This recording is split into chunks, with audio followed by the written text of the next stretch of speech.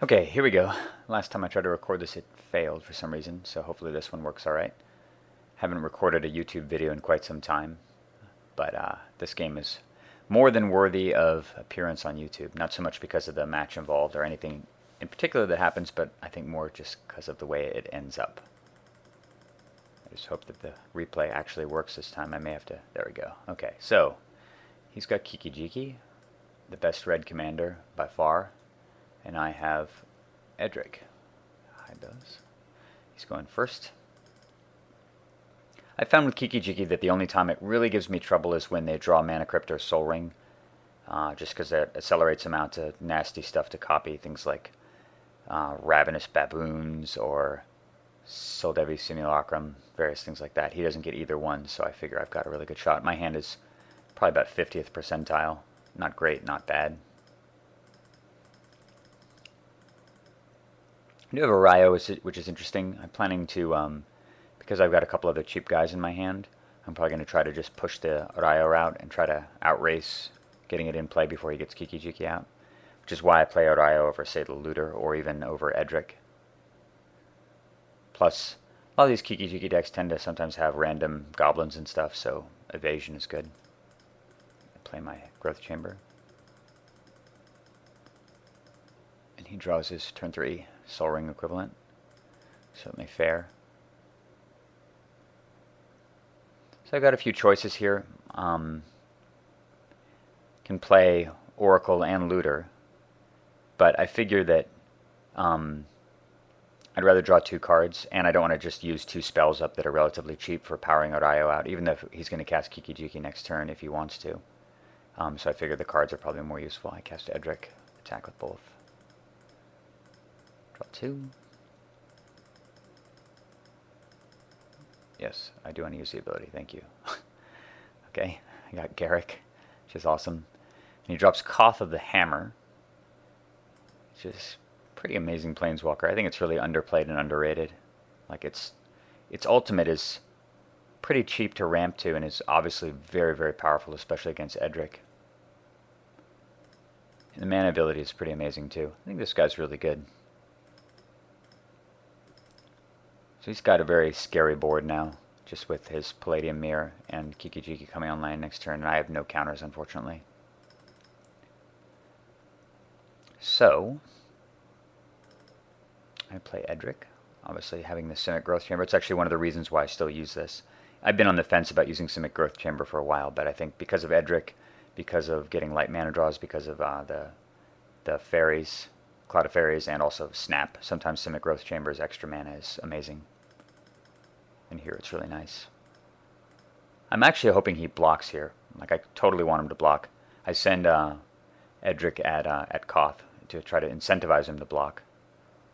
Figuring he wants maybe to power up to the ultimate. Because if he kills Palladium Mirror, then he's going to only really be able to cast either one thing or Kiki-Jiki. But if he casts Kiki-Jiki, he can copy the mirror and get 4 extra mana right away, which allows him to do 2 things, which kind of sucks. And I obviously send Erayo at him to draw a card. He does not block, because he's a good player. So I cast my Dryad. Again, going for the mana ramp plan to power up Erayo. Hopefully next turn, casting all 3 of these guys in whatever I draw. So he goes Kiki-Jiki, which I expected. Copies his mirror and has just enough mana to cast. What do you say? Which blows, obviously. It sucks against me. Or it doesn't suck against me. It sucks for me. Not only because it's going to fly over and kill Garrick in one turn, but also because it wraths my guys. Fortunately, this guy flies, which is excellent. And he powers up his Koth, and then for some random reason does not attack. And I'm totally baffled by that. I do not understand why he didn't attack. And not attacking here makes such a huge difference later on in this game. I mean, obviously, if he sends the mountain at Garrick, I have to block.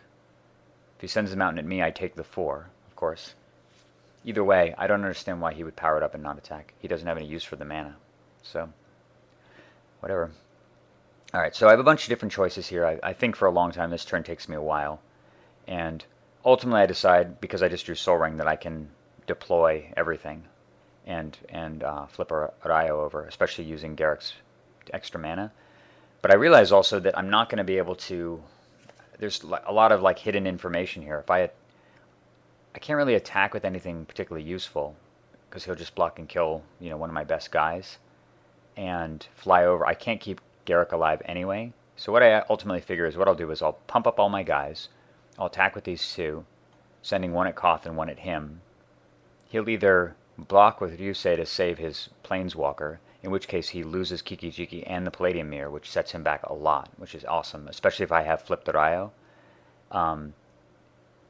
Maybe he doesn't block and he just takes 10 damage and lets me draw 2 cards, in which case I still can easily, with the extra cards, will be able to flip Erayo, and that'll shut him down quite a bit, and Kiki-Jiki can't even copy Ryusei to trigger the ability. So I think that'll put me ahead. I figure if Garrick's going to die anyway, I might as well just go huge with it. So I cast a Soul Ring, especially since during combat the elf is probably going to die. And I play this guy. I just wanted to get a little bit more information to see if I get land or spells, and I get a cheap guy, which definitely ensures that I'm going to be able to flip Erayo. Fortunately, he's a flyer, so I don't have to worry about the earthquake effect. So I go large with these two, send him in, and he blocks, as I expected, he blocks the Dryad to save Koth. Thinking back to my rationale, I might have actually just played this guy as something of bait for him, or maybe I just didn't expect him to block at all, figuring that he wouldn't kill his 2 guys. But either way, so I use the ability, I draw Cloud of Fairies, which is awesome. Back in the main step. So now Looter comes down, and Heritage Druid. So I've got him under Erayo, so the board looks really, really good. Nothing in play. He can cast Kiki-Jiki for 7 mana, and it'll just be countered by Erayo's Essence. And next turn I can just send in Koth. I can recast my Edric and send in Koth, or send in the Treetop Village. Start drawing cards. I pretty much figure I have the game at this point. So he's got a cheap spell in his hand, costs only 1. And then he casts this thing, which is quite problematic, obviously, with Kiki-Jiki. Chooses not to attack me again. I don't know why. So that's 2 missed attacks with his 4/4 thing, and that will matter later. I draw a Hatchling. But I've got 2 evasion guys, so obviously I'm going to send in Edric first, or send in them with Edric backing. Just draw some garbage. Well, I guess Witness isn't bad, but no counters still, which is really frustrating. I want to be able to keep... This thing's dangerous as hell, obviously, but if I can keep Kiki-Jiki out of play, then it's really not too terrifying. But no counters, so I just play my guy.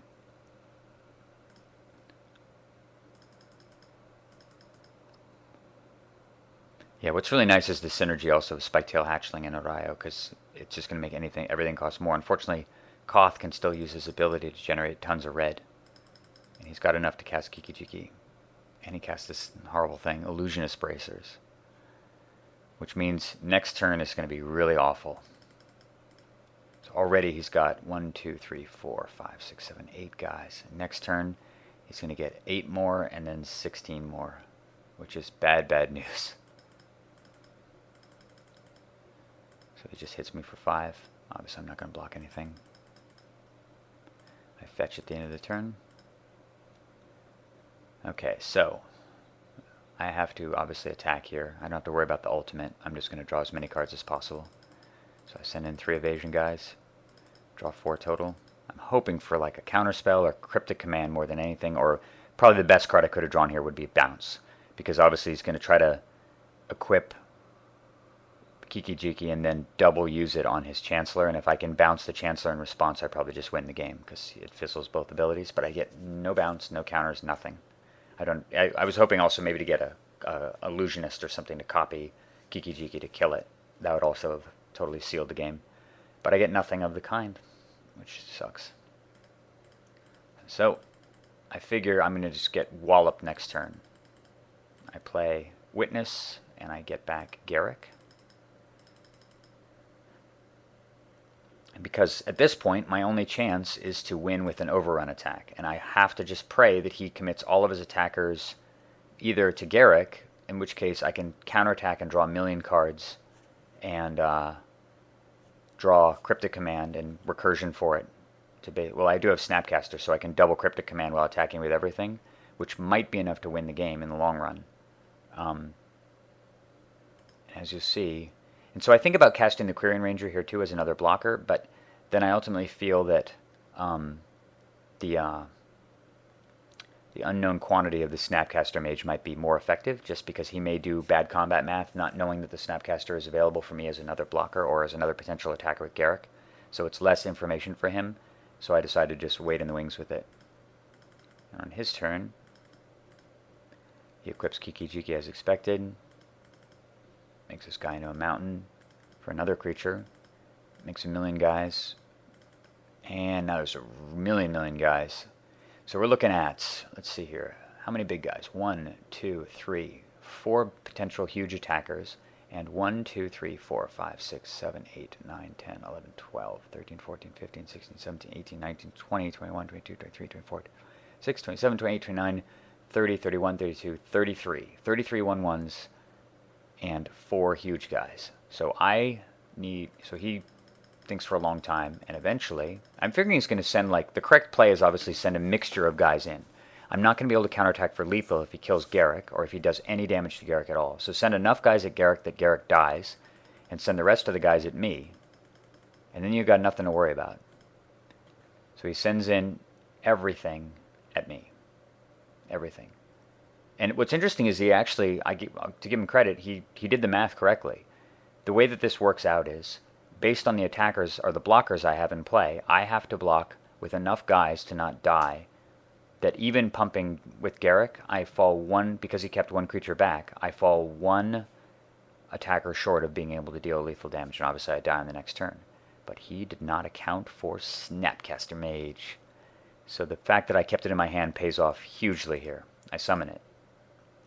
I realize I have to block 3 big guys, I have to block all 3 huge attackers, and I need to block 2 additional 1/1s.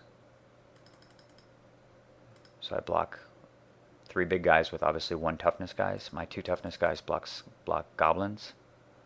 I sack and get a land. We go to combat. I have 1, 2, 3, 4, 5, 6, 7 attackers left. Garruk's still at 4, and I'm at 1. That's the end of the turn. Untap. Activate the Tree. I just draw land. Activate Tree Top Village. And I actually have the ability to play Quirion Ranger here, discard Birds of Paradise with Fauna Shaman to go get, I don't know, probably the Imperious Perfect to pump my elves, and then untap by returning a land, untap the Shaman. But I do the math and realize that there's nothing he can do. So, sack Garruk. Attack with everything. He has 1 blocker on my 5/5, and he takes 6, 11, 15, 19, 23, 27 exactly. And for some reason we have some bugs, but you can see, and that's the game. Just an amazing finish. The fact that we go from 32 to 27 down to 1 to 0 in 1 turn. You don't generally see that very often in Commander, but well worth the YouTube video. Hope you enjoyed it.